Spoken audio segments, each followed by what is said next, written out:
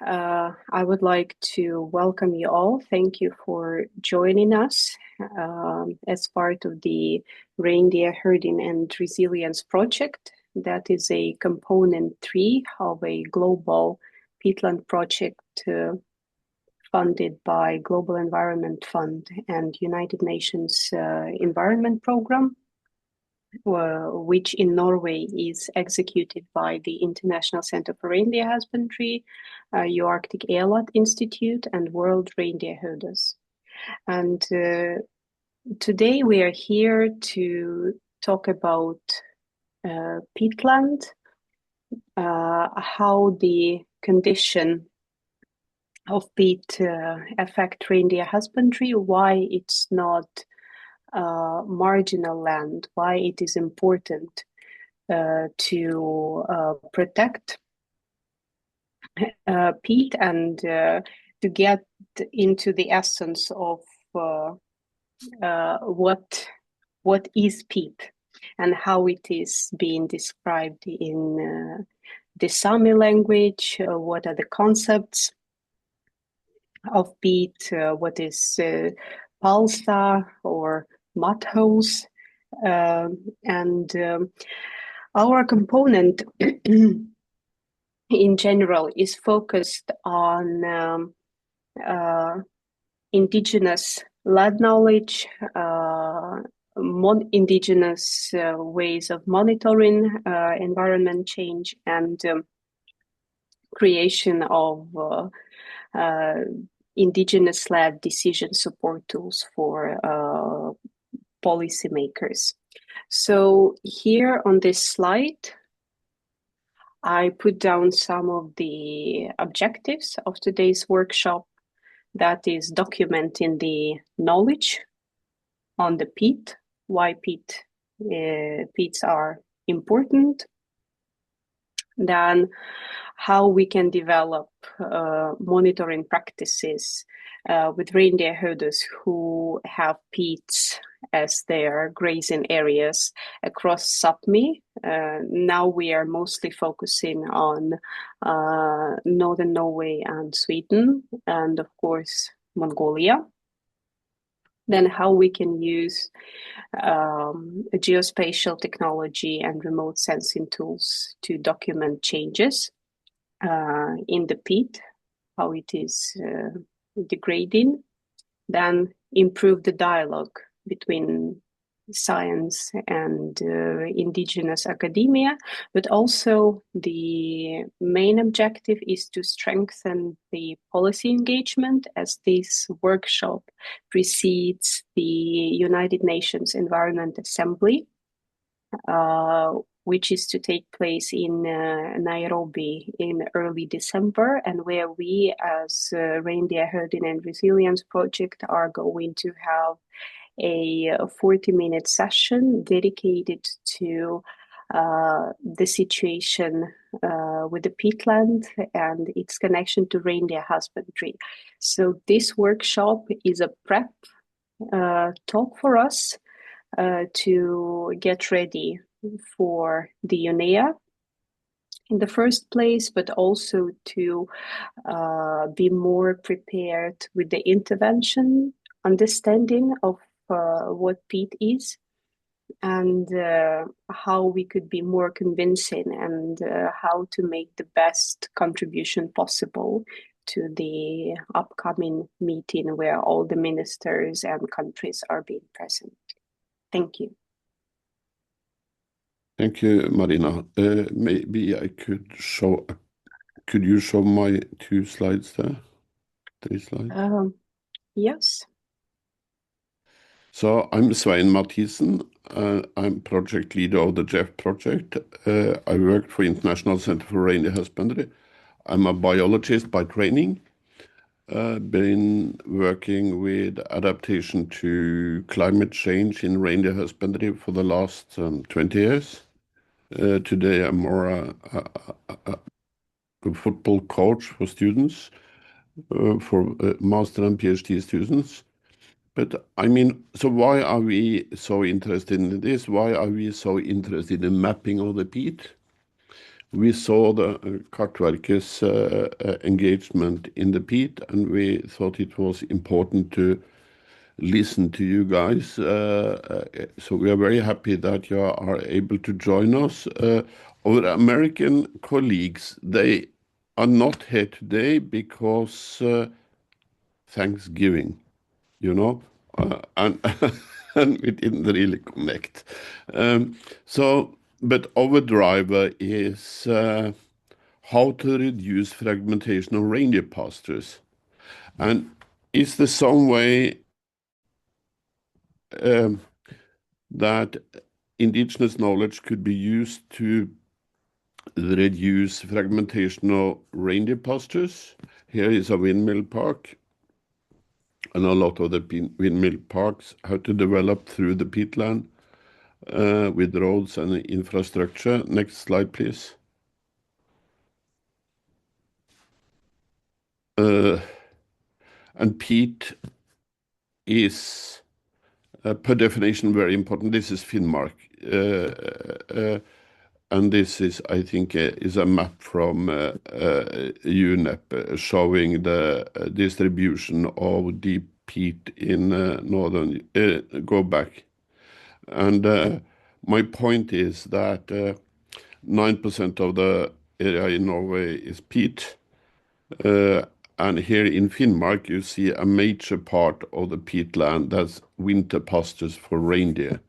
And we'll come back to that a little bit later, what's happening when it doesn't freeze anymore. I mean, we are low in permafrost, but now what's left is disappearing. And as you see the peat here close to Hammerfest on the Isreivi, what's that, Sennalandet in Norwegian? So there's a lot of peat close to a huge population of reindeer, and is a hotspot for industrial development today and in future. And if you look at the next slide, that shows the development of urban areas, wind, hydropowers, hydropower plants, mining cabins, road. And in the middle of this, you should do reindeer husbandry, nomadic reindeer husbandry for 180,000 reindeer. In Western Finnmark, it's 80,000 reindeer. It says that there are some challenges for the future, and we really like to dive in to see to seek partners and cooperate on future investigation on the peatland to see protection of the peat is that also the protection of the future of reindeer husbandry. And by this word, I give some words to Anders. Isn't that right, Marina? Yes, Anders is our next speaker, and maybe I can share the program again. Thank you for your presentation, Svein. Yes, good morning, everyone. So my name is Anders Oskal, and I'm the director of the International Center for Reindeer Husbandry. And so I work with Svein and Marina and so. We are headquartered here in Kautokeino, which was sort of in the midst of the peatland map of northern Norway that Svein was showing, or northern Finland-Scandia, we should say. So I see there are some talking points on legal frameworks, restoration, and collaboration. Let me start by saying that reindeer herding is something much more extensive than just, let's say, a traditional Sami livelihood in the Nordic region. There are 24 different indigenous peoples that follow the reindeer, spread across 10 national states and 3 continents. If we count everyone, it's around 100,000 people altogether, spread across the circumpolar north. And as we follow the reindeer, as our ancestors ever did, one could see this then more than an industry. It's more than an industry. It's more than livelihood. It's even more than a way of life. One could see reindeer herding across the Arctic as an original nomadic civilization of the north. And now this civilization is under pressure, of course, from climate change, land use change, biodiversity change, and the interconnectedness of these drivers. So with that in mind, as one talks about protection of peatlands, I would offer some views on protected areas at large. Because protected areas has shown itself to be sometimes a two-edged sword for reindeer herders. On the one hand, they would offer protection from land encroachment, which is a very serious issue for reindeer herding, not least in Scandinavia, and certainly not least in Norway. On the other hand, sometimes protection might sound good to reindeer herders, but it could equally well mean tourism. Another issue is, if we look at what a protected area is, in essence, it is a political decision. And that has also proven challenging sometimes. One example I could think of is the Sarek protected area in Sweden. It used to be a continuous, relatively large, continuous protected area until it was sort of cut in two by a tiny strip of land that was removed from the protected area. Why? Because Vattenfall was going to dam the river system. So conveniently, it was taken out, whereas everything around it remained in the protected area. And so protection by political decision is not necessarily the most stable. But then, and there are few examples of reindeer herders themselves initiating protected areas, though one exemption to that is likely the Laponia heritage area in Sweden. And now, of course, also there is the ICCA, is that the abbreviation? The community, indigenous peoples and community-based conservation areas, which offer some new possibilities. Of course, the fulfillment of the Kunming-Montreal agreement has had, its implementation has had a vision of 30 by 30, protecting 30% of land and coastal sea areas by 2030, which is an unachievable goal if one is to properly involve indigenous peoples and reindeer herders in such processes. It took 15 years to establish Laponia, and so the time frame is of the essence. But what I wanted to say that there is another protection, another way of protecting, and that is protection by use. And reindeer herders have used every square centimeter of our homelands for a very long time. And I would say that reindeer herding peoples are true stewards of the Arctic and subarctic environment, because many of the areas that are worth protecting today are worth protecting precisely because reindeer herders have protected the areas in the past. As far as peatland goes, as was pointed out, this does represent key parts of reindeer herding areas you could see in Svein's map. And reindeer herders, on the other hand, have a deep knowledge base about the environment in which we live. And so reindeer herders have vocabulary for everything in nature that has been observed over a long time. Our high dependence on the natural environment and the reindeer has over time formed the foundation for our knowledge base, which is also in quite literal sense,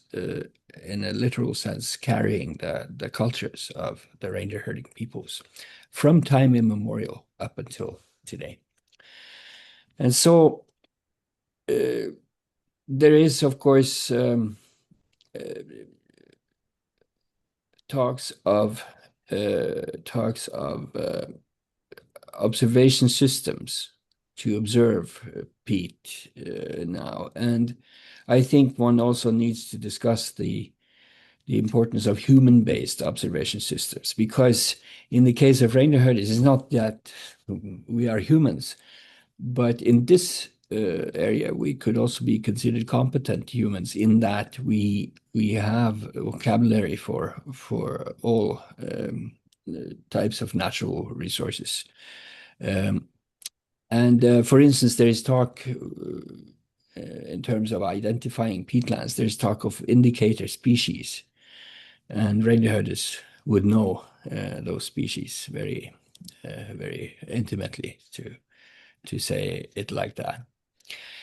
As far as climate change goes as a driver, one of our senior herders, Mathiesen, Turi, has pointed out that whereas the immediate effects of climate change is one thing, the thawing of permafrost may be a very important game changer, in that when the permafrost thaws, it changes vegetation altogether. And he has been observing, and many with him, that outside of the areas where we have had permafrost, where it's thawing, you would see shrubs and tighter undergrowth, and this creates very tangible challenges for the reindeer, and thus for the reindeer herders. As for restoration, well, that is, of course, an interesting topic.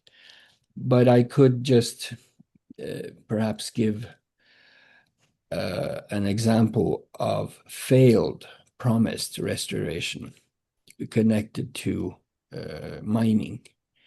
40 kilometers outside of Godageno, there is the Bijavagi mining site, which used to be a gold mine back in time. I'm not sure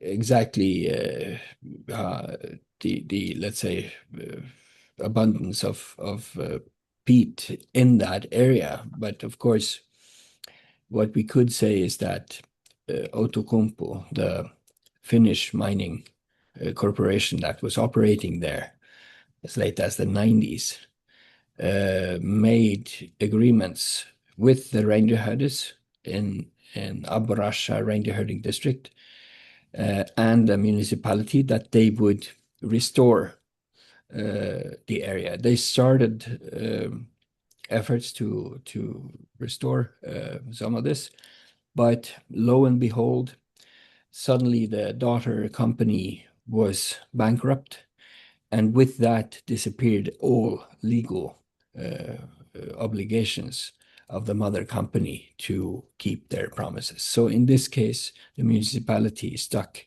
with, and the people here are stuck with the consequences, which are very visible even today.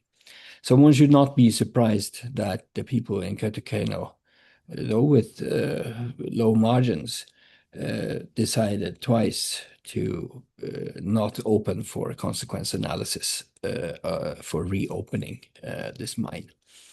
I'm sure there are quite a number of such examples, and as far as peat goes, one need to have a look at peat areas. For instance, seen up against the development of windmills, which is a very hot topic, as we all know today.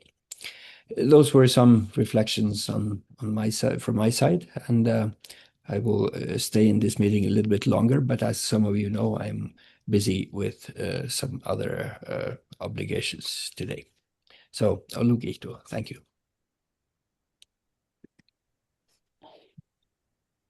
Thank you, Anders, for your contribution. And I think we move the discussion towards the very end of our program. And now I would like to give the word to give the floor to our next speaker, Dr. Carl William Lund from the Cartography Department of Norway, on how to map and identify peatlands. Yes, can you hear me? Yes, you can also share your screen if necessary. Yes, shall we see? There, I'm not used to Zoom. Usually just use Teams.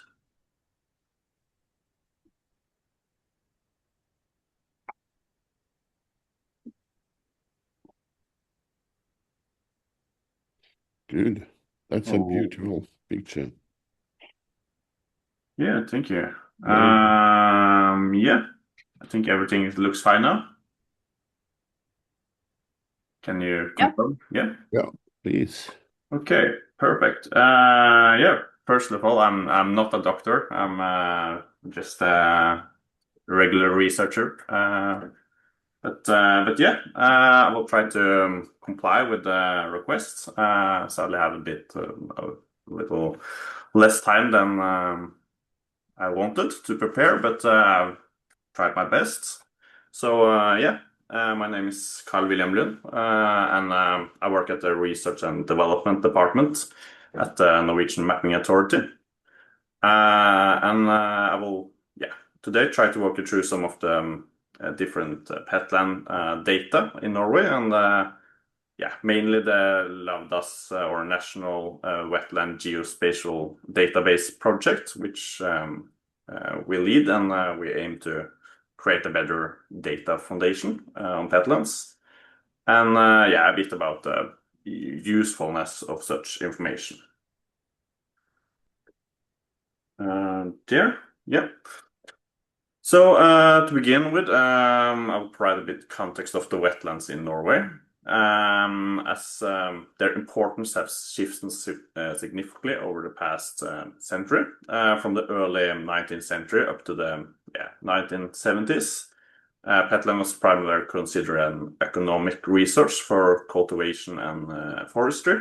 As the century progressed, wetlands increasingly become recognized as a valuable nature type, which needed, needed protection, initially due to their importance as a bird habitats, but later as their for their broader ecological value.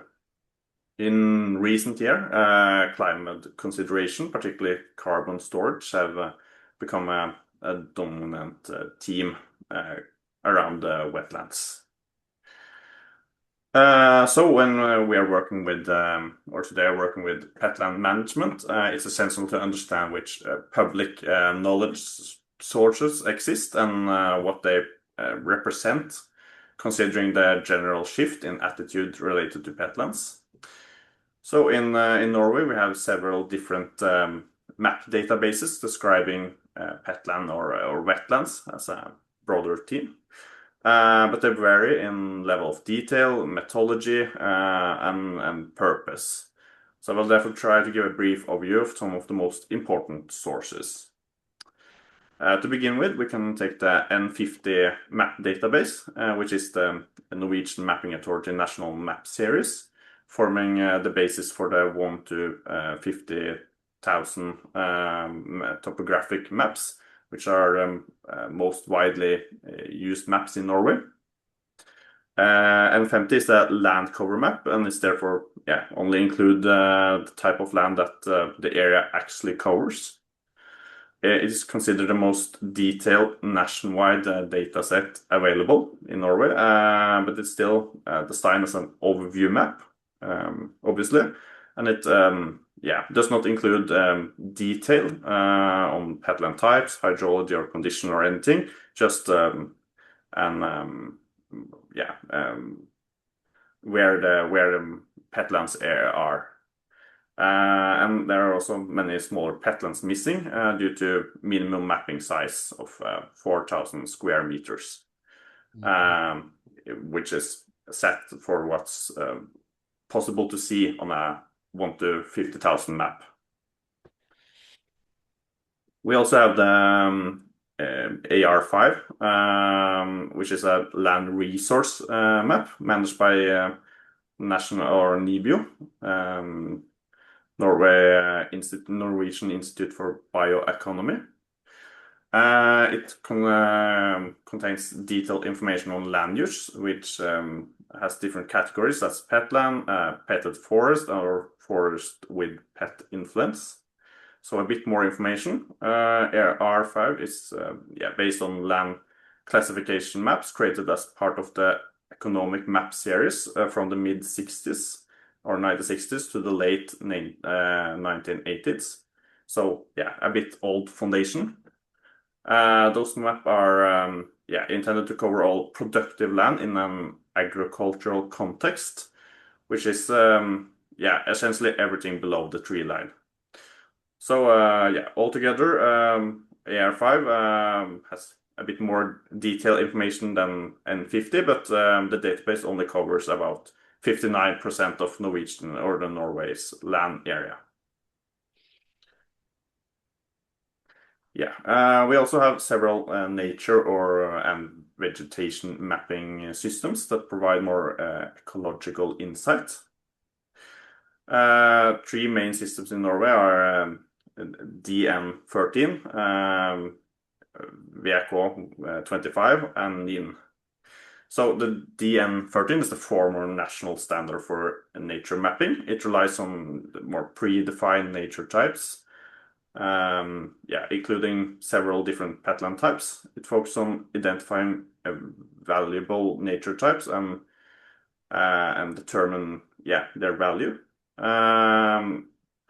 But it does not describe actual ecological gradients or internal variations, and often has fairly coarse boundaries.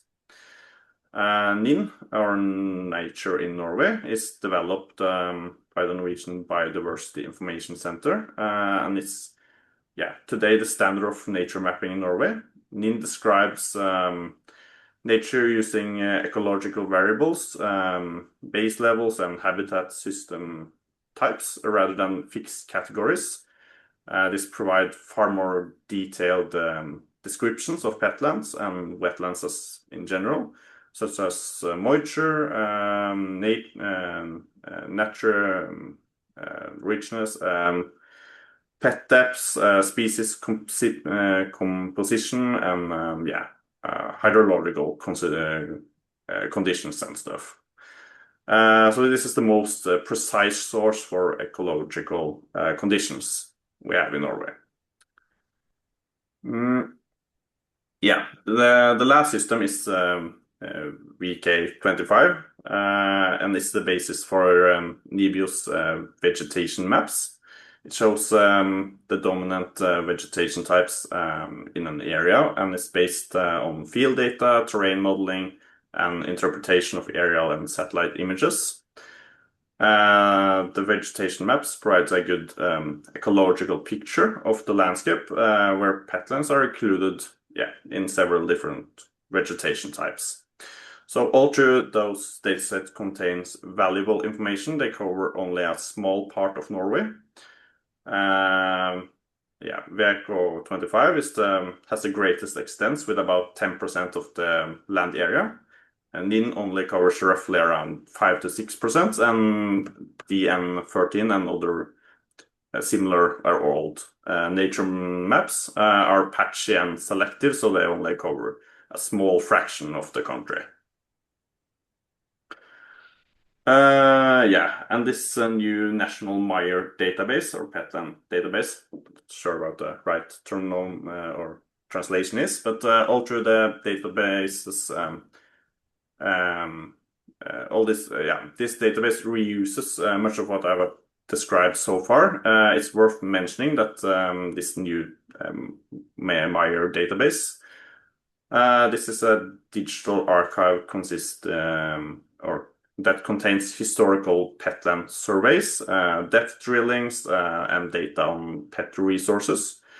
It draws the original information mainly from AR5 and old land classification maps, and is supported by the N50 and their own vegetation map. The archive is used for restoration project, hydrological assessment, and research. So it provides insights into the pets feature about the pets and past disturbances, which is not information available in other sources. So the system is now also being prepared for incorporating new data, and this brings me what I want to focus on next, the LAUDAS project, or National Wetland Geospatial Database project. And this is a project led by us in the Norwegian Mapping Authority in a collaboration with the Norwegian Institute for Bioeconomic Research, NIBIO, Norwegian Institute for Nature Research, NINA, and the Norwegian Environmental Agency, and the Norwegian Computing Center. This is a public sector innovation project founded by the Research Council of Norway, aimed at strengthening research within the public sector by promoting collaboration across disciplines and agencies. The process began in 2024 and has run for, or is supposed to run for 3 years, so we're a bit past the halfway point now. So the goal is to develop an updated national wetland database for Norway using new mapping methodologies based on artificial intelligence, remote sensing, and public geospatial data, which have been presented for now. And when I refer to a wetland database in this context, it primarily means peatland, which is the most dominant wetland class. But we also hope to have other types of wetland included. The motivation is rooted in the recognition that current peatland and wetland mapping in Norway has significant gaps. It's estimated that about 30% of Norwegian peatlands are not registered in the public map. At the same time, wetlands are extremely important for the biodiversity and carbon storage, as mentioned. For example, wetlands in Norway are a habitat for around 15% of overthreatened species. It stores more than 300% more carbon than our forest and agricultural areas combined, and provide numerous ecological services valued at several billion Norwegian kroners annually. For those reasons and others, of course, we believe that it's essential to have more accurate information and knowledge about where peatlands and wetlands in Norway are located. So detection and classification is only one part of the project, and overall we are trying to work with innovation across the entire value chain for geodata to maximize benefits for end users. As the basis for our work, we use the Sentinel-2 satellite imagery, which is an optical satellite constellation with 10-meter resolution. We also use national elevation data and different type of wetland mapping, or wetland maps. Together, those data have been used to train AI models. However, a major challenge developing a nationwide AI model for Norway is that we have a large variety of nature, species, phenology, geology, and similar factors. So the diversity result in a wide range of wetland types across the country, and such variation can be difficult to find with traditional data-driven AI models to capture. So at the same time, those traditional AI models like UNEP is quite easy to use and familiar. So it's been a difficulty to try to evaluate what's the best approach. So as a result of this challenging with trying to build a nationwide AI models combined with rapid technology development and the projects we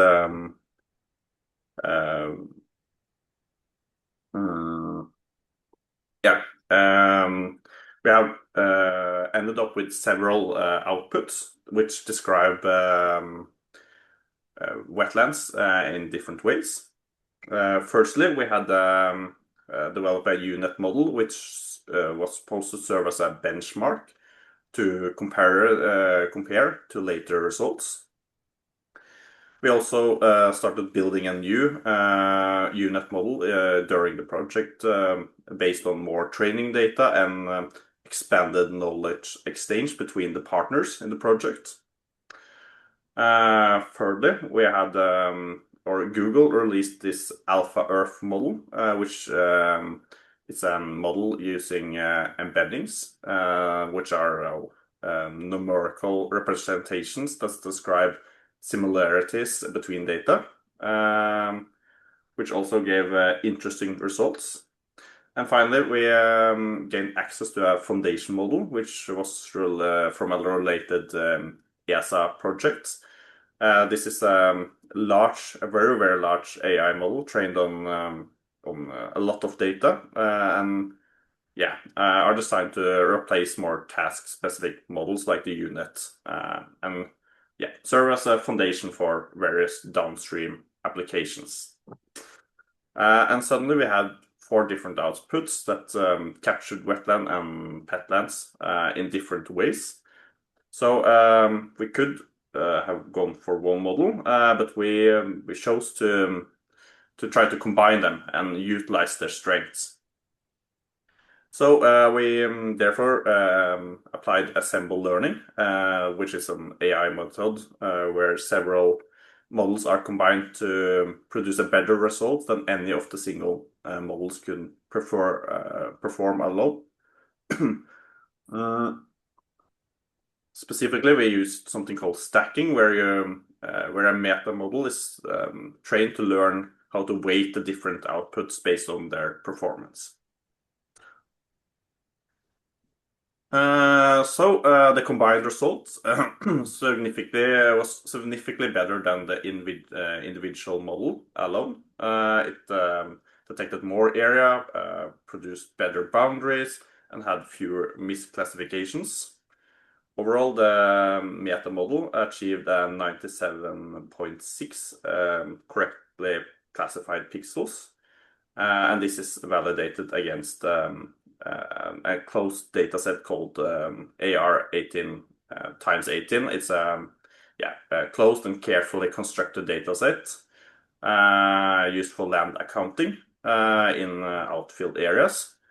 So this means that we can be quite confident that the area classified as wetlands in our project are very likely to be correct. Even so, the result must be interpreted in the context of a map that claims that there are no peatlands in Norway. Still will be around 90% correct, because peatlands are, currently a small share of the landscape. So every small improvement in the model therefore matters here. There's still some missing wetlands nationwide in our models, and there are several improvements we are going to make. We're going to deal with systematic errors that can be seen, like terrain shadows, snow, and clear cuts that resemble peatlands in satellite imagery. There are also several regional errors that has to be adjusted because of insufficient training data or image issues. So forward, we're going to include more data, like Sentinel-1, which is radar data, an active sensor. We're also going to add more training data and deal with post-processing of the results to try to get rid of some of the salt and pepper noise, which can often occur. So, yes, what you're more concerned about is how this perform in, for example, Finnmark. So to assess the usefulness of our project results in the northern areas, I've tried to extract the results for Finnmark. This example here shows a peat-like structure. Some are very clear, I would say, and some are more diffuse. If you try to put the N50 cover over, it covers most of the more obvious structures, but there's several potential peatland remains here, which is not represented by the N50. So when we try to add our project results I will say you see a more continuous and complete peatland area that's become visible here. To illustrate this more systematically, I have done some simple statistic between AR5 and N50 against our results. So according to our AR5, peatlands covered just under 1% of Finnmark, very small portion, while our result indicate nearly 13% wetlands in Finnmark. It's quite a huge difference.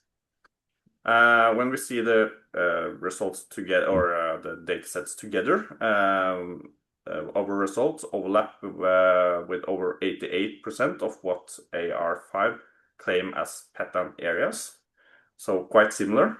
And the missing areas are mostly the edge zones and forest peatland, which may have grown too dense to be detected as peatland today with our method.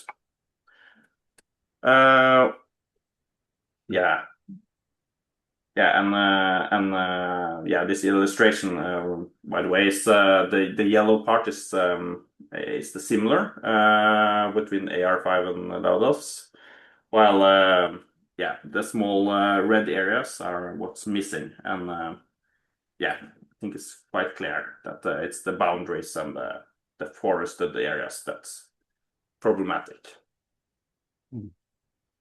I've done the same with N50, and this N50 covers nearly 5 times more peatland in Finnmark than our AR5. Still, far behind what our result claims. The overlap here is larger or higher. It's 91.5%, so very similar coverage. The remaining gaps are here also due to the edge effects. but also thin PET layers that can be difficult to detect by satellite imagery because of the spatial resolution. So we see some problems in mountain areas where N50 might have some wetlands or peatlands that we don't have. And this is the area where we think our project can do the most difference or most contribution to the national mapping series. Even at this stage, we can see several applications that are clear. The results are already considered good enough to be used as some support for updating the official mapping database. They also serve as an effective screening tool for municipalities in planning cases. For the nature sector, the data can support more targeted vegetation and nature mappings. There are also a need within emergency preparedness and the defense sector, for example, in modeling floods, flood events, and understanding how peatland influence mobility and access. I have limited knowledge about reindeer herding, but to my understanding, wetlands are important can function as natural barriers or important grazing areas. So incorrect or incomplete mapping may lead to infrastructure being placed in ways that disturb migration routes or create conflict between land use interests. So we therefore hope that our project can provide more complete picture of the wetlands. Gøril, you want to take this? Yes. My name is Gøril Breivik. I work at the Mapping Authority in the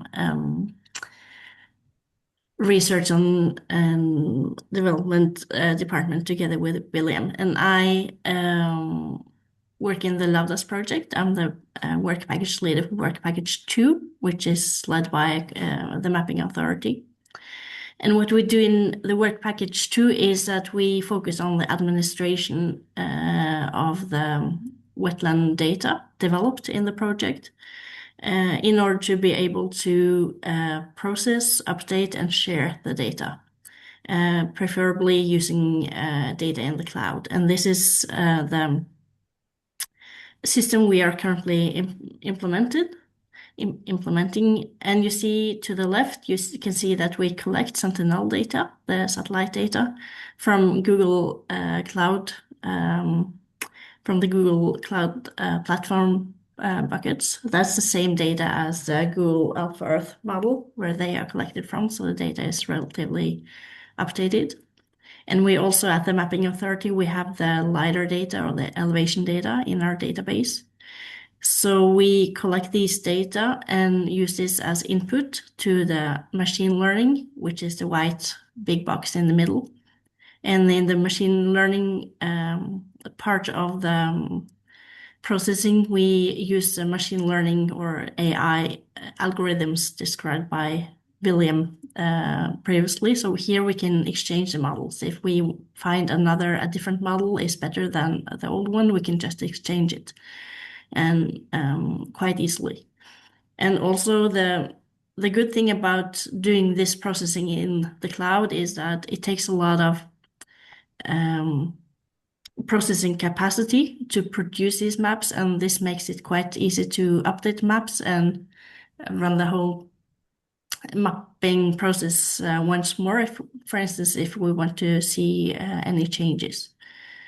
And to the left, after we have processed the data, we are able to share the data either as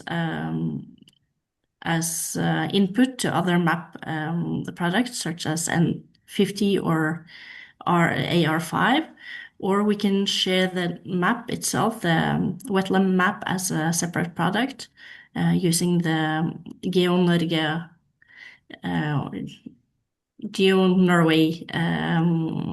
platform, where people can download the data themselves and just use them using OGC APIs.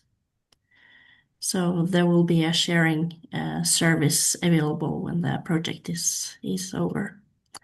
And the plan is to have this processing chain up and go by the end of the project to be able to share the wetland data. Yeah.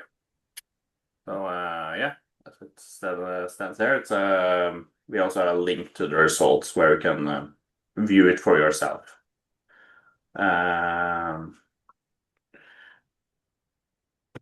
So yeah, as a last note, the project has realized very clear that it's a demand for better data about wetland from several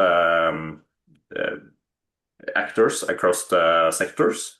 We are also, we see a strong interest in exploring the opportunities that this dataset can provide. Although the results are far from finished, even though the results are very good at this point, we still have some work again, and we are now beginning to look at the wetlands classification, which we think would support better management. We also, must address the implementation and define a long-term governance model that allows the work to continue after the project ends. So finally, I want to emphasize that this cross-sector collaboration has been incredibly valuable and likely essential to solve such complex public sector challenges. So yeah, we are happy with the work we have done so far, and I hope you have enjoyed the presentation. Thank you.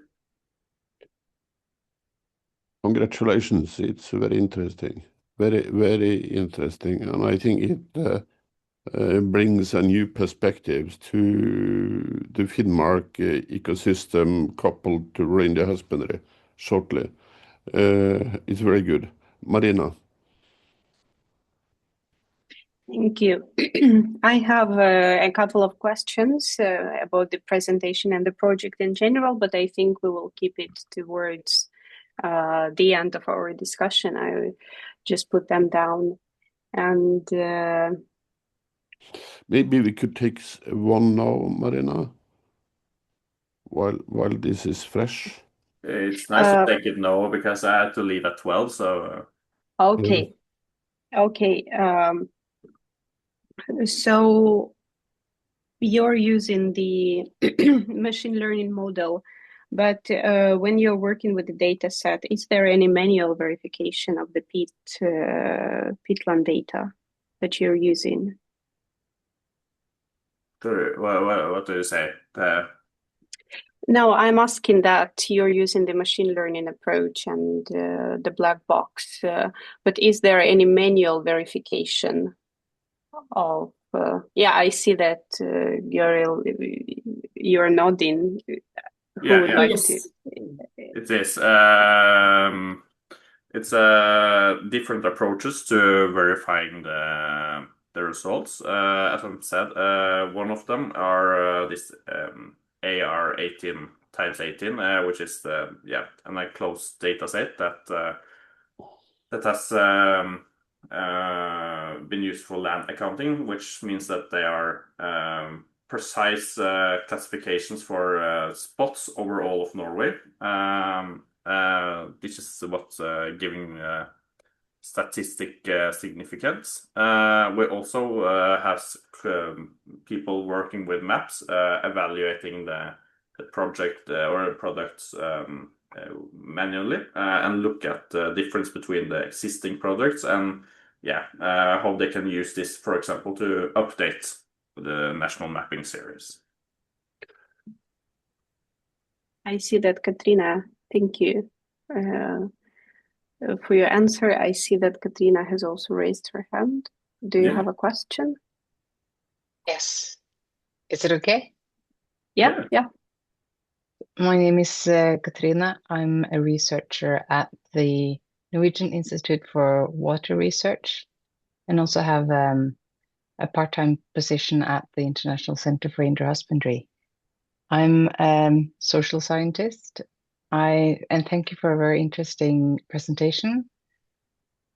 Some of it is a bit out of what I'm able to understand, especially when we start talking about artificial intelligence and these processes and modeling. But I have a question to the beginning of your presentation, William. You were talking about the history of how peatlands and wetlands have been sort of understood by Norwegian society, and how that also has affected how the databases have been formed. And I then assume that these are biases that you also have to understand when you're interpreting the results that are based on what has been done long time ago. Maybe I'm wrong, but it'd be really interesting if you could say something more about this and how it affects, or how you're trying to deal with those biases today. Yeah, of course. Yeah, it's a bit difficult to explain, but the basis is like we have limited data, of course, about peatlands in Norway, especially the types of different types of peatland or wetland. So it's limited what you can use, but we're trying to balance it by using wide variety of the different sources to try to what can I say, capture more of what can be more objectively identifying as peatlands, instead of trying to have a specific purpose or a definition. We have worked kind of without a definition and try to more understand what can be understood as an peatland or wetlands in the broad sense, kind of. So yeah, I think the best approach was to try to have different sources of data or training data to try to not have one specific bias present, or just one, or yeah, try to minimize biases. Yeah, sorry. So not very used to explaining everything on English. So. No, but it's fine. Thank you. Thank you.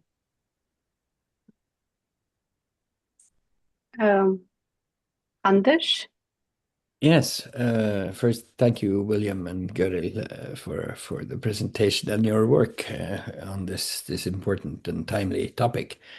I have a question, sort of, but I'm not convinced that you are the ones to ask this. But I did note on your last slide there, William, that the road system footprint seemed to, how to say, black out the red layer in the map rather consistently, or at least so it appeared to me. The road from here to Alta, and I think also the so-called Indre Riksvei to Karasjok. That was interesting.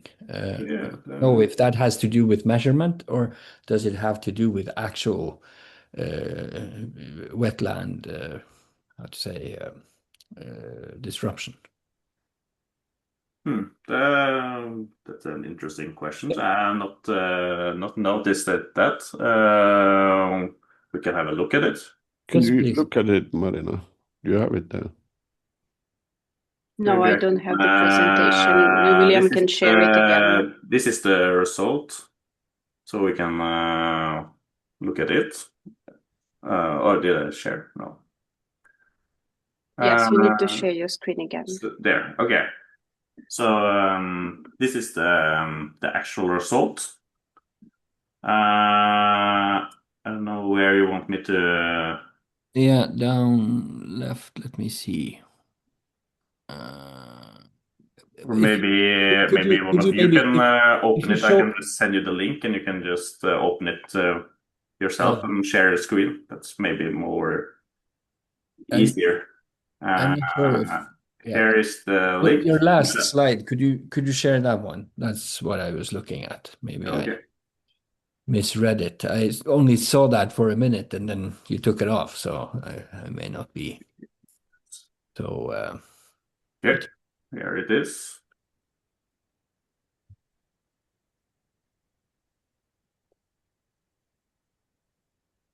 yeah, I wonder if those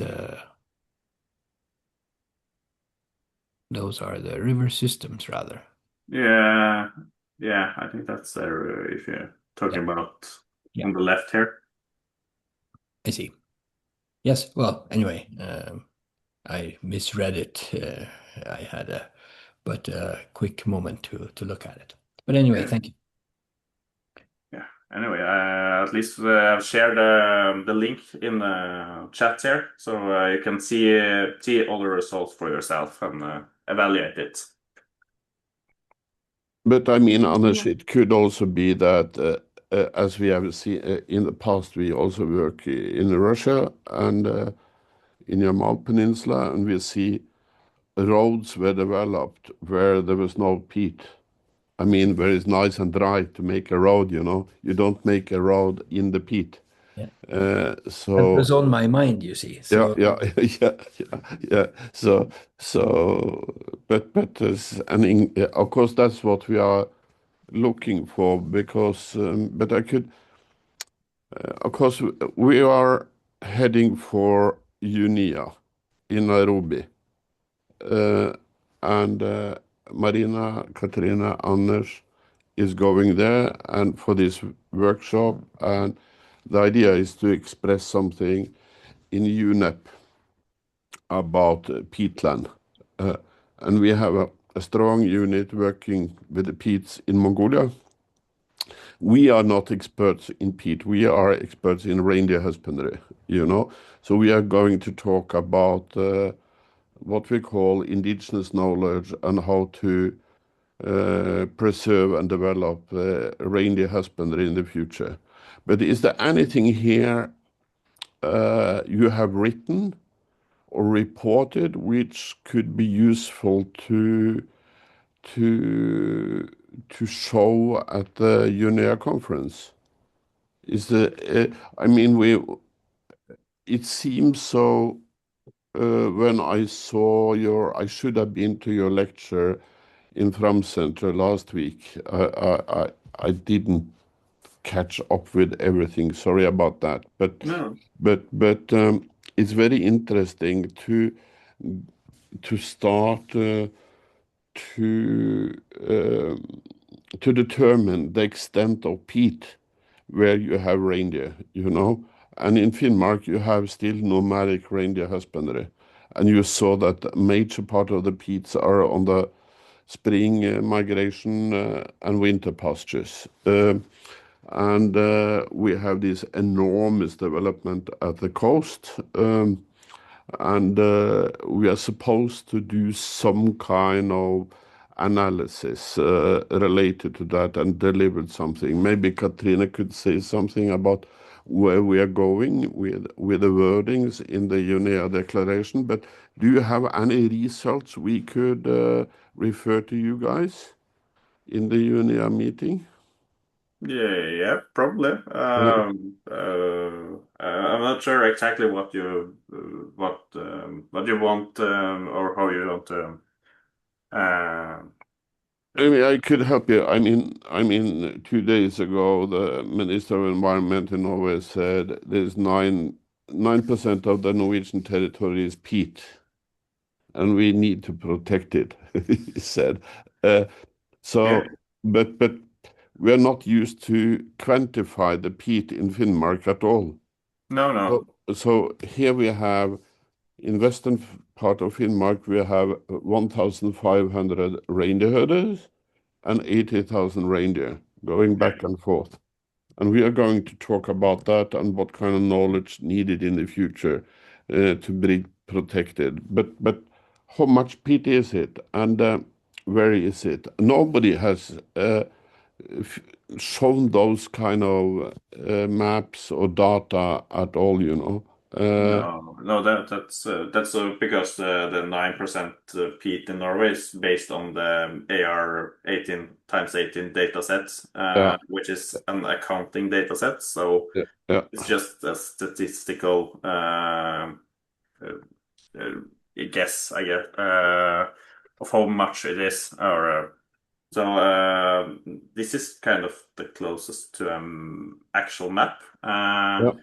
And I think it's very interesting that the AR5, for example, only says 0.8% of Finnmark is pet, while peat, while it's N50 is 5%, and we get almost 13%. It's quite a huge difference. Have you published that? That's the question. Oh no, I made this last night. Oh, okay. I come home from Brussels late in the evening. I made this in the nighttime. That's okay. I also have a follow-up question. You mentioned that 40% of wetlands, or the broader term in Norway, are not registered. So is it the assumption? Yes, as assumption, based on the same data set again, compared to N50. N50 sets maybe 6% wetlands in Norway, while AR18 says 9. And those are the most nationwide data set we have. So, William, yeah. Should we maybe say something about the mapping process? Why there is not mapped wetlands above the tree limit? Because historically we did not do mapping above the tree limit, so it's the way we build maps until now did not catch all the wetlands, at least not the ones below 4,000 square meters.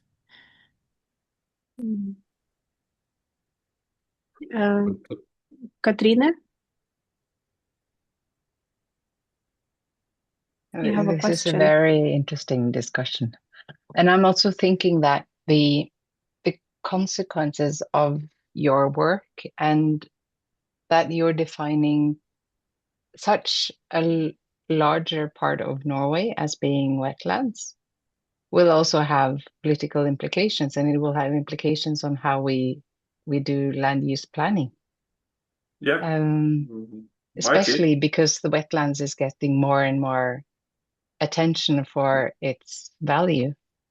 And I think where we're coming from in this project is also trying to increase awareness of how these ecosystems is also very important for reindeer husbandry. So it's not only climate change or biodiversity or these things that we normally hear about when we talk about wetlands. It has a broader value that few people are aware of.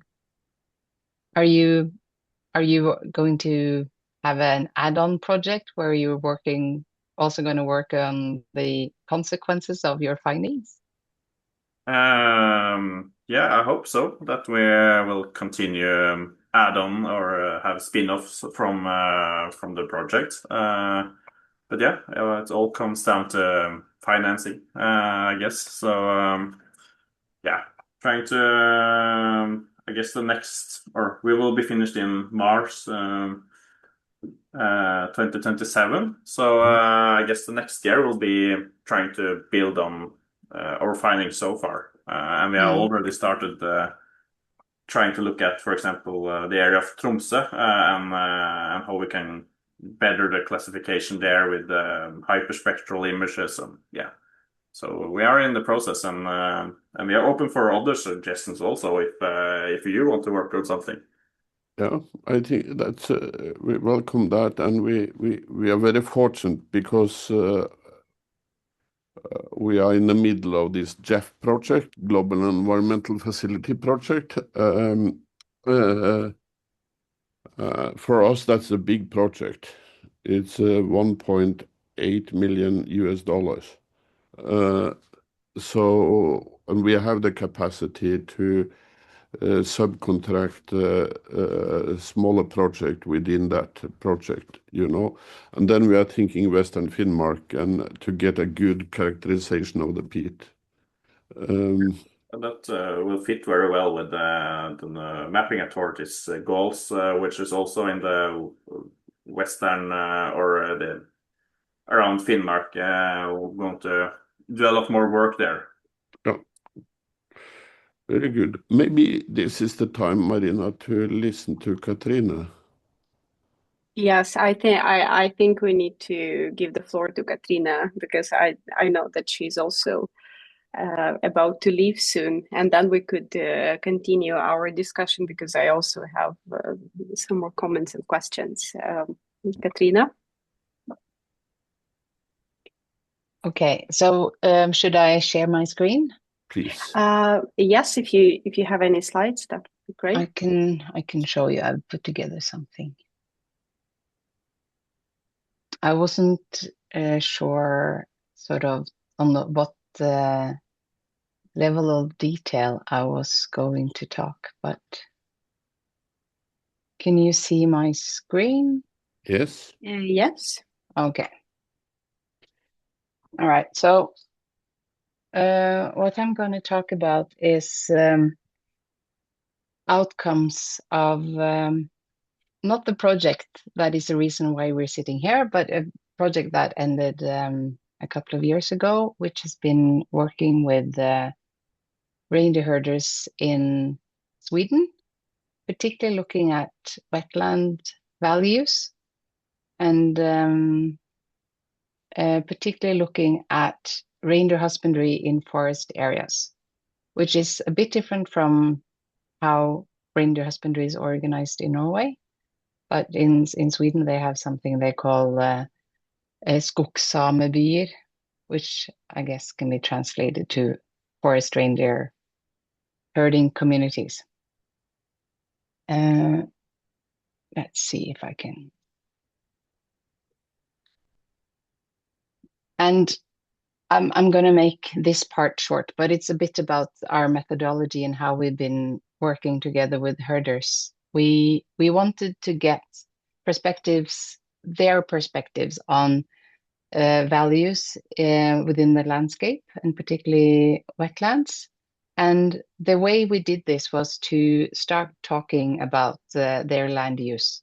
And these are what you see here is sort of the development of a story map where they explain their land use. So starting by sketching the outer line of their entire grazing area, then adding winter pastures and summer pastures, then adding natural features of the landscape like lakes, which are affecting their way of using land, and then infrastructure, roads, railways, and these things. And to the right, you see an example of what a map looked like after a several-hour conversation. And in this conversation, we talk about how the landscape looked like and how the land was used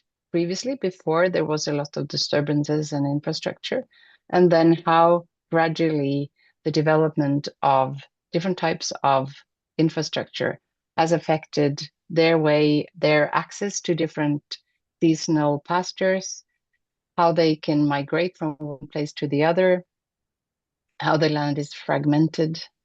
And we also talked about climate changes, how that comes on top of everything, and also puts a new layer of unpredictability and makes it reindeer husbandry more challenging. Okay, so here you see some photos of the field and you see some photos of the work. So in forest reindeer husbandry, it's a bit different, as I said, from what we're normally thinking of reindeer husbandry in Norway, where there is migration from, if we take Finnmark as an example, Inner Finnmark is winter pastures, and then they have long migration route all the way to the coast in the north during summer. You also have similar type of migration routes on the Swedish side, but for the forest reindeer herders, they have their migration within a smaller area. They do not go to the mountain areas as many other herders in Sweden for summer, but they keep in more forested wetlands areas. And they talk about how the wetlands play a very specific role in combination with sort of the neighboring forest. And for the season where there's not so much snow, this is very essential for their reindeer husbandry. So they talk about several key functions of these wetland forest systems. So the wetlands, they provide nutritious vegetation for feeding during spring, summer, and autumn. And they use the forests surrounding the wetlands as additional feeding, where they have this hengelav, the lichen hanging from the forest branches, which is very important forage, especially during difficult winters with a lot of snow. They also have other winter pastures in drier ridges where lichen on the ground is a staple food for the reindeer. But when the winters are difficult and the reindeer cannot dig through the snow, then these old forest areas are particularly important with the hanging lichen.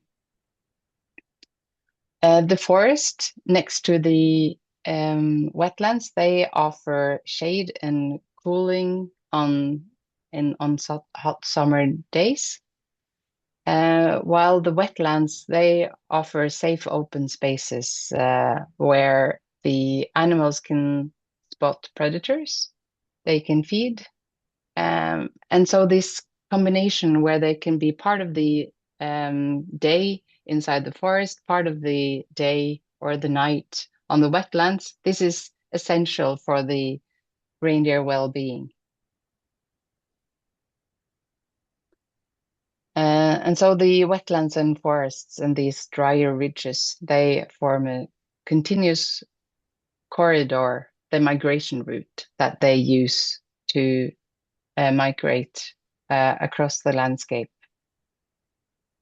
And having access to these different ecosystems also gives the herders flexibility to deal with disturbances or extreme weather, so that they can move to the next place if it becomes difficult to access grazing in one area. And then there's the cultural practices. Wetlands, they serve as areas where the herders gather the reindeer. So this is where the calf marking or the ear marking occurs. This is where the herds are separated, where they pick out the reindeer that goes to slaughter. And these are also places where the whole herding community is, also those that are not together with the reindeer every day, but everyone in the community comes together at these wetlands areas for the air marking and for the gathering of the herd. So it's important place also to do knowledge transfer between members of the community. And these are also important areas for building a relationship between people, reindeer, and the land. And then, of course, it's also the ecological regulation, that role of the wetlands systems that I think we normally talk more about when wetlands are discussed. But then there are what are the threats then to these wetland forest systems? So one thing is the forestry and the clear cutting. When the forest disappears, then the value of the wetlands are diminishing, because then there are no longer these wetland forest systems where the reindeer can move between throughout the day and night. For one of the herding communities, you see the photo in the middle with the dog and the stick with the red on the top. This is a place where a mining company has extracted these core samples, and they are exploring there for valuable minerals, and the company's plan is to actually do mining in this area. You also see how the I guess it's a 6-wheel drive driving through the wetlands and degraded the area, which the herders found. They were extremely frustrated because they were not being told that this was going on. They just saw the results of the activities of the mining company. Also, these areas, there are already windmill parks established, and there are plans for more. And the problem with windmills is not only that you have turbines which are making noise and disturbing the reindeer, but you also have roads between all the turbines that are fragmenting the landscape. Also, with the clear cutting, there's I think a forest needs to be about 50 years before it starts producing lichen. So it's not only that the shade disappears for the reindeer, but also very important food in particularly difficult winters, as I said, where the snow and ice doesn't make it possible for the reindeer to dig through. So with climate change, these old forest systems become more and more important. Let's see. Have I forgotten anything? So these developments, they fragment the grazing areas, make it more difficult to move between the seasonal pastures. With climate change, the lakes and rivers are not as safe as they used to be to cross or to follow. And with loss of grazing land, the flexibility needed to deal with the climate change is no longer there. Yeah, I already talked about the consequences, but these are just more photos from the work. I guess this is summing up tourism. I didn't mention that, but that's another type of disturbance. It's very popular to go with snowmobiles and drive through these areas for tourist visiting. Of course, that's also disturbing the reindeer and making it difficult I mean, that's just an add-on to everything else happening and stressing the herd and making it more labor intensive to herd the animals. And with climate change, there is also an increasing need for using additional feeding of the reindeer. And we also talked to herders that have voluntarily reduced their herd size to make it easier economically and work-wise to do reindeer husbandry. But this, of course, is also affecting their income. So it's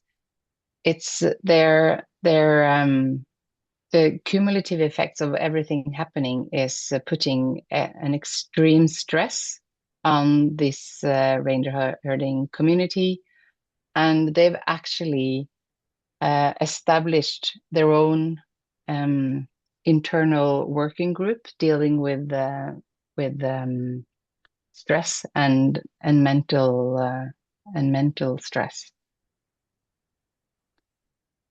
And also, as I said, these especially the areas in the wetland areas where they gather the herd for the air marking and for slaughter, and all the community comes together. When the wetlands disappear and they can no longer continue their practices as they have done, also these places and times of the year where everyone gathers and sort of builds and maintains community and transfer knowledge also disappears. So it also is a threat to cultural continuity, the degradation of the ecosystems that we're seeing. Yeah, I think that comes. I think I'm come to an end of what I wanted to say. Here are just other photos of us using the same type of methodology to talk with here young reindeer herders. Here is from Mongolia, which is sessions we've had within this project, which is the reason why we're meeting now. Yeah, I'll stop there. Thank you. Good. Thank you, Katrine. Do you have any questions to Katrine? Any questions regarding her presentation?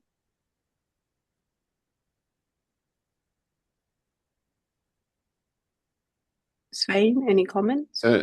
Maybe I could. Should we look at some of Inge Maria's? She got terribly influenza sick here during the night, but she has provided a kind of good presentation. Is that okay if you share that? Yes, if you could give some comments on that. Yeah. So you understand why we are so interested in her, you know. And Katrine, you could co-comment because this is also your piece of work, you know. And it's so Inge Marie gave Eira, she's a Sami reindeer herder. She's a doctor, and she's an expert in language, associate professor at Sámi University of Applied Science, and work in our team. And she is studying the word Opmu, and we will learn. Next slide, please. Could I show? Yeah. What is it? From Herder's description, an Opmu is deep water, sometimes several meters, in the peat. You just have a deep water hole. Water that does not freeze, even -30, -40 below.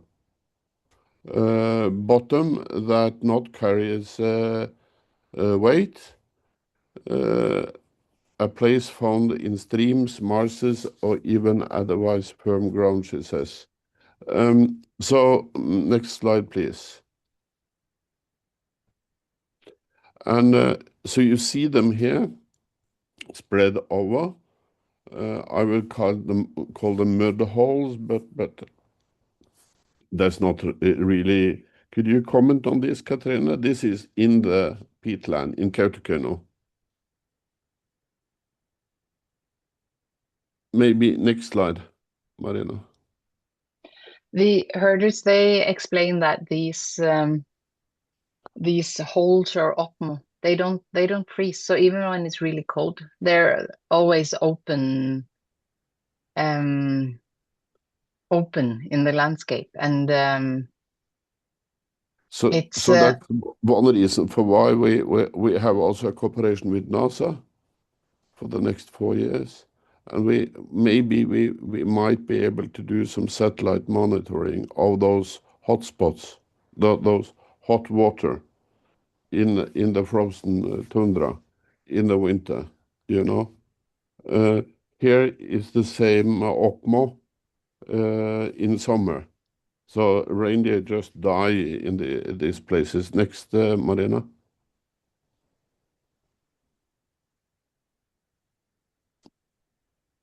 Just go on. And the word she's interested in concepts and Sami concepts and how old they are and so on. Just go on. And this is Kauto, and you see this is place names in the peat with Opmu in the name, those blue spots. So it's not a new thing that is opening up, but it's there. But we have the feeling, Kathrine, that this is an increasingly problem, you know, that peat doesn't provide that services it used to do. I mean, in summer, the balsa doesn't provide the berries enough anymore, and the frequency of these holes makes it dangerous.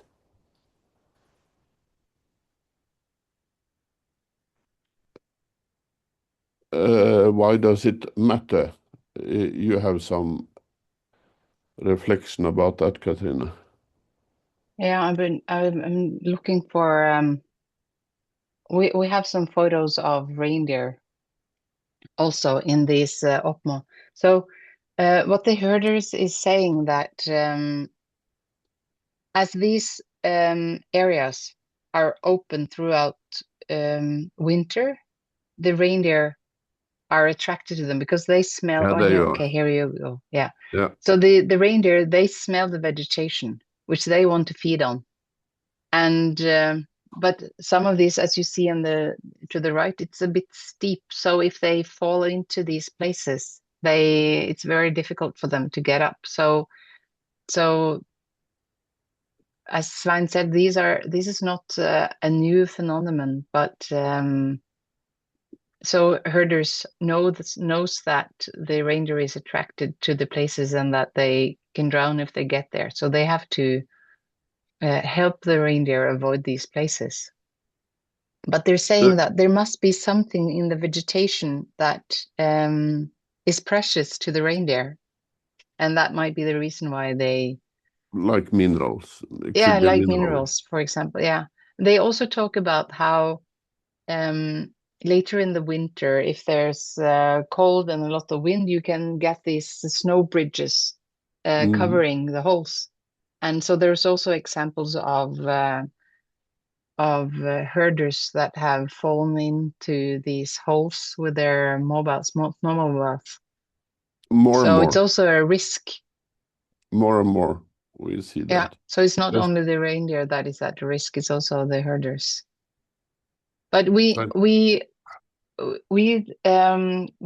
weren't aware of this phenomenon, and then we learned about it from the herders, and we started looking for it in literature, and we tried to find that. So what's the Norwegian word for Opmu? And it's been very difficult to find. We haven't really found it. I call it mud hole, but that's something else. Is not happy with it, you know. Yeah. Gjørmehull, yeah. Yeah. So it's something we want to explore further, and we're also curious about whether it's possible to predict or to spot these holes from satellite imagery or other types of techniques. Because then if we could mark them on maps, we could also it could also help the people that are working on the in these areas to avoid them. So always check the Opmu. That's important. Just go on, Marina.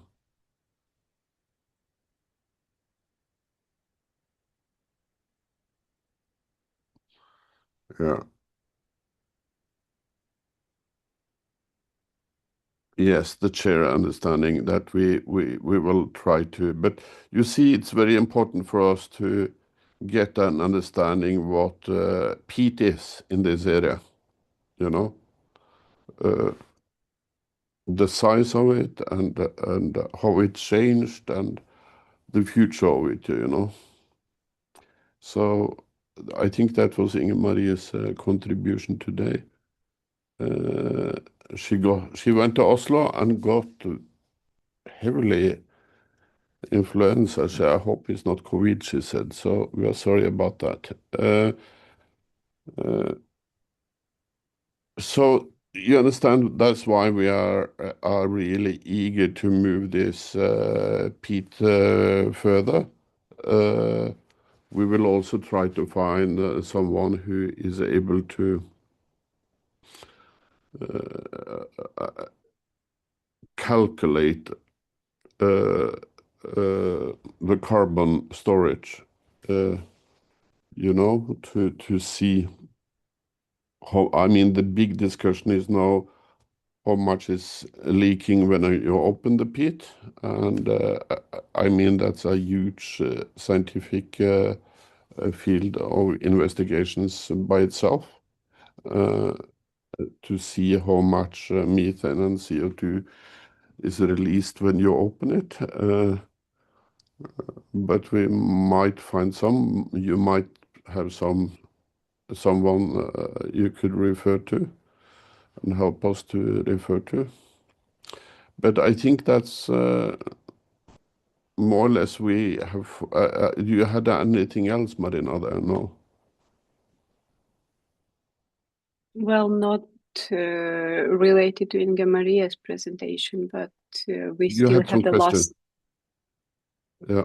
We still have the last intervention from Dr. Mary Blair. Yeah. About the project with NASA, and after that, I think we could wrap up. Yeah, we saw that. The discussion. Yeah. Mm.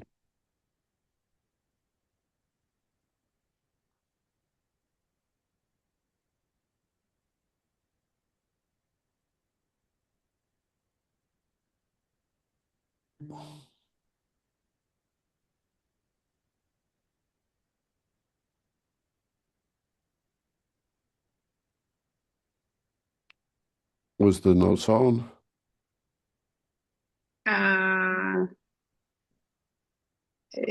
Don't you hear the sound? No. Okay, maybe let me. We don't see and not hear.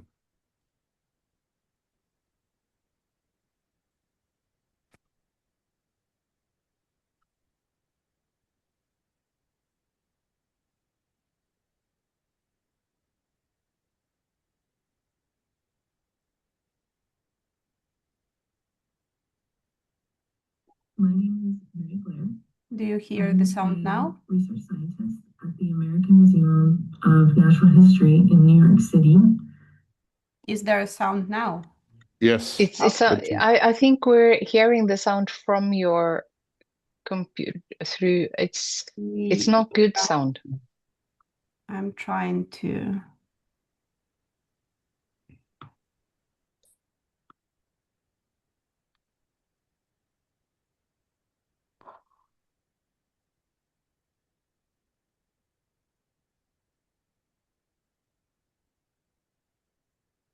The Center for Biodiversity and Conservation. And I'm excited to introduce to you a relevant new project to this event today that was selected for funding by NASA, the United States Agency for Atmosphere and Space Administration. This is a 3-year project entitled Enhancing the Capacity and Community Resilience of Arctic Indigenous Reindeer Herders to Implement Change Monitoring Solutions. The project will be completed in partnership with the International Center for Reindeer Husbandry, with a focus on Sámi reindeer herding communities in Norway. Reindeer husbandry, as you know and have discussed today, is a form of pastoralism and traditional livelihood in the Arctic, and has been practiced for many centuries in Sápmi by indigenous Sami. And when it's rich in indigenous knowledge, this is a human nature coupled ecosystem with high resilience to environmental variation and change based on generations of experience and knowledge by indigenous reindeer herders. Today, however, herders' ability to adapt to this rapid environmental change is hindered by land degradation and pasture fragmentation. There are many challenges from numerous land use changes that affect pasture, including damming of lakes for hydropower production, mineral exploration, development of recreational cabins, wind energy turbines, as well as permafrost and peatland loss. The cumulative effects of these changes disrupt the ability of herders to maintain traditional flexibility practices, which makes it more difficult to respond to the increasingly unpredictable weather conditions herds are facing. In addition to this, there are persistent barriers to including indigenous knowledge in management and decision-making, which also undermines the sustainability of the pasturelands and the peatlands and the ecosystems that these lands provide. So this project aims to enhance the capacity of reindeer herders to address pasture fragmentation and degradation using NASA remote sensing data. These data sets can include observations taken by instruments on satellites to reveal changes in patterns and features of pastureland over time, such as fragmentation, degradation of peatland and other kinds of pasture, and changes in snow and ice. Part of the goal of the project is to highlight and fill gaps in indigenous and scientific knowledge as identified by reindeer herders themselves, who hold a deep understanding of historical and future nomadic pasture use. So together with herders, we will co-design a system of climate observations, monitor pasture fragmentation, and create scenario-based plans for management. In addition, the project will add remote sensing, satellite-based data training sessions aimed at indigenous reindeer herding youth to existing community workshops. Overall, this project is designed to be complementary and provide support for the project called Reindeer Herding and Resilience, funded by GEF-UNEP and implemented by the International Center for Reindeer Husbandry, which I think you've already heard about today. This UNEP project focuses on indigenous reindeer herders and pastoralists globally to build a baseline of herders' knowledge about land and pastures and develop the capacity of indigenous youth leaders towards resilience. And importantly, through this project, there have already been generated a lot of ideas by herding communities about what they want to monitor for their own resilience based on indigenous knowledge and needs. And we've been very lucky to listen to them and talk about these. And we've noticed that there are kind of two categories that people are interested in. There are categories for herders themselves to improve mobility and community resilience. And then there are indicators that are more for a policy audience, like for a municipal negotiation, or even to provide support for national and international policy level changes and audiences. So for example, an indicator like pasture overlap with protected areas or with industrial areas is something to demonstrate change over time about municipal pasture encroachment, for example, to policymakers. But for herders to actually use indicators to plan their activities, they are more interested in soil changes, soil structure and microclimate temperature over time, for example, or predicting rain on snow events. Then there are other indicators, for example, like windmill disturbance across a migratory pathway. These are very important both for herders and for a policy audience.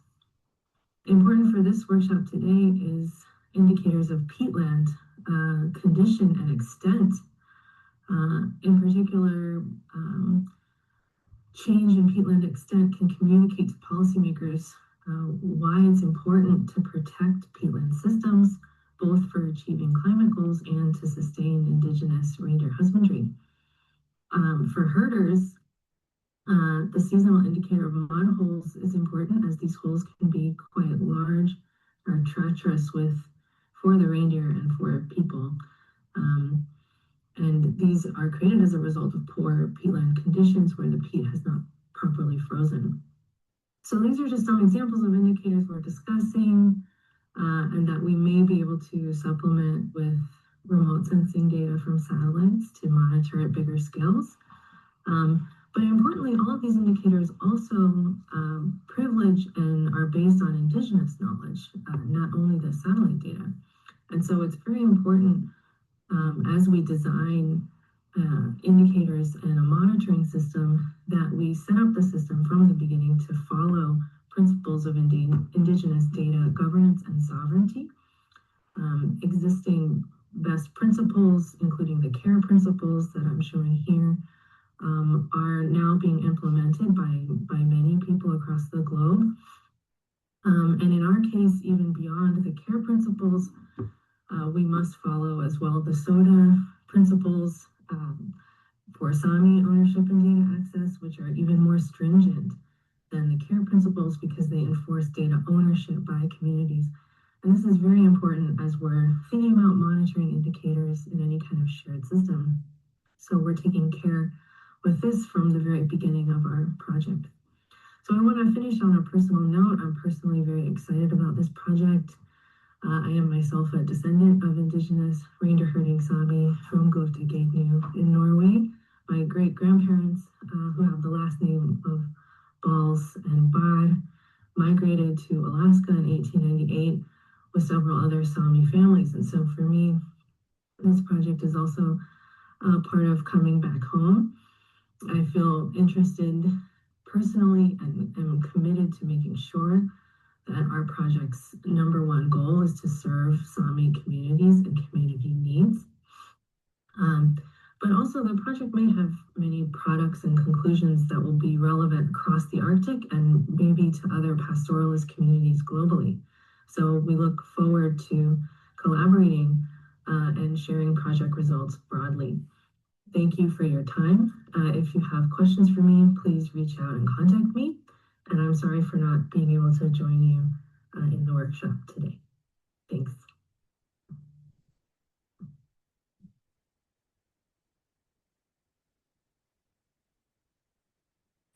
Svein, you're muted. We cannot hear you. For a person whose original name is Balls, I think it's well use of time to study the peats, you know. Because Balls is a very common Sámi family name, you know, after the Balsa.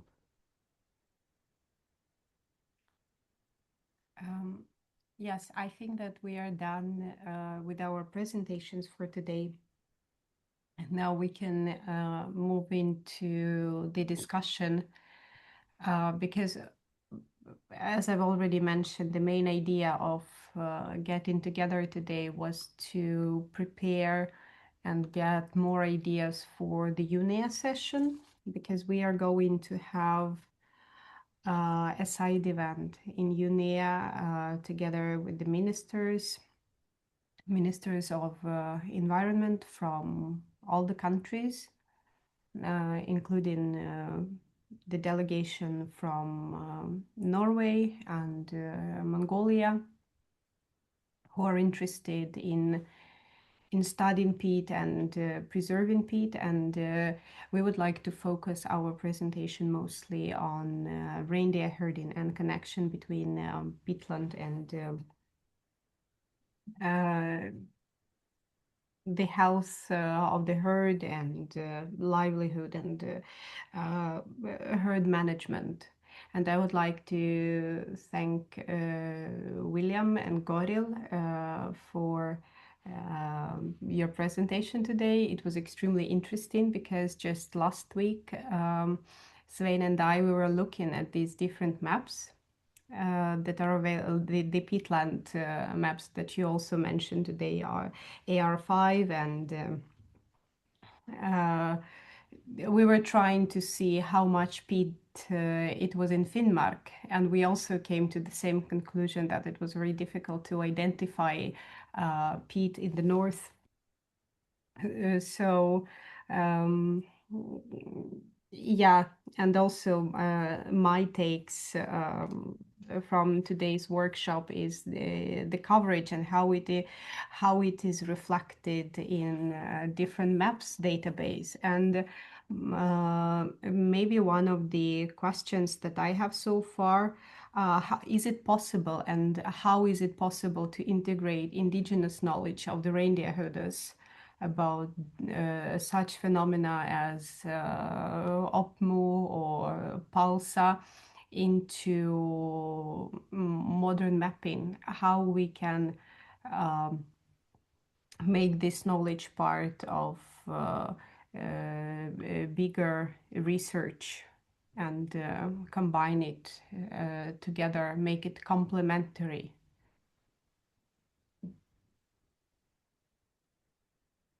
Yeah, it's both question and the comment, and I think that I can also answer partially this question, that we suggest that we work together, or maybe we could join your peatland work here in Finnmark to bring more of the indigenous Sami perspective into that. Yeah, I guess that's like kind of a question to us also, or was pointed to us. Yeah, I've never really considered indigenous perspective in this work, and it's been very interesting to see your presentations today, especially how maps can be used in different ways, and also that there's a what's called Opmu. Yeah, which is kind of a nature type that isn't described. It's kind of interesting. I know the people that's working on the NIVA system should consider all nature types in Norway, and I can't locate it. So that's probably something to bring to them. It's considerably it's interesting that it's not considered there. But as far as national mappings, yeah, I have not an answer right now how it could be integrated, but I think it's definitely something to consider here and learn. Yeah, maybe it could be a part of the national mapping series, when especially when we're developing newer maps with smaller scale. Could probably or possibly be a team to include, I would say. So yeah, I think this is very inspiring, and I can really see that we could work together here on different teams. William, one suggestion. We have this in this work package 1. We have the 2 companies or 2 teams working on the machine learning algorithms. Yeah. And one of them will focus on the different types of wetlands and where they can see the details. So could this Opmu case be a case that where if we could find if we have exact position of the different of quite a few Opmus, preferably, that could be some data we could give to them, and they could have a look at the data in those places and see if it's actually possible to see something. I'm afraid that seeing Opmus that are 1 meter diameter would not be that easy in a satellite image that has 10 meter or 60 meter resolution. It's not very easy, really, but at least knowing about the problem, and it would be possible for us to keep that in mind, for instance, with the aerial images and other type of sensors and imagery we work on later, but that would not be in the Lavdas project. But in the Lavdas project, maybe that could be a case. Good. Maybe. If we had some ground truth, we could probably start looking at some different sources and see if it's anything to get to work further on the existing data we have available. I don't know, does it exist any ground truths or points where they are located? Yeah, a little bit. Yeah, some few are enough to start with. Ground truth is really important data. That's a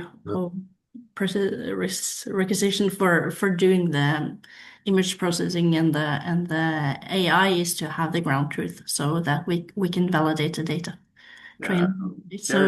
Local knowledge really important.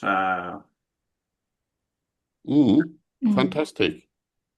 Very good. We will bring the message also back to Inge Maria. She will be probably feeling better soon and work together with us in this in the time to come here. This is very, very nice. Marina, did you have more there?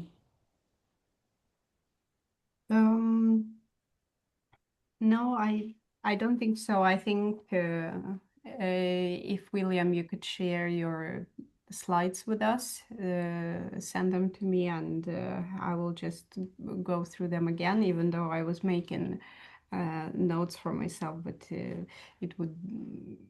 it's so much information that no problem. It would be great to sit and think it through and get the ideas of how we could incorporate this into our UN intervention later.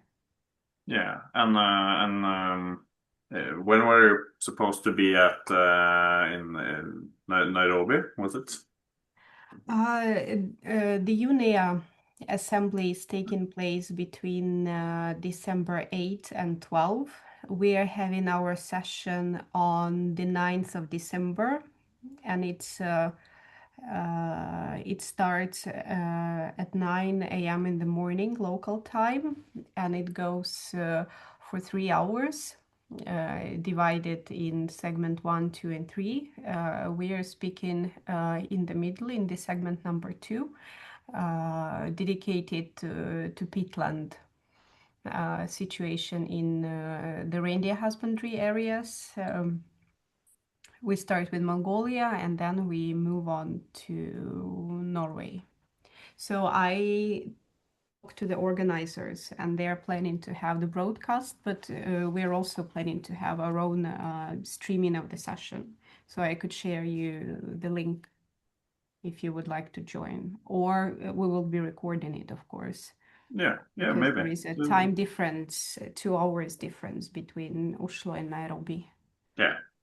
Recording is fine. If you want any inputs on a slide or information about peatlands in Finnmark, I can probably assist you next week if wanted. So excellent.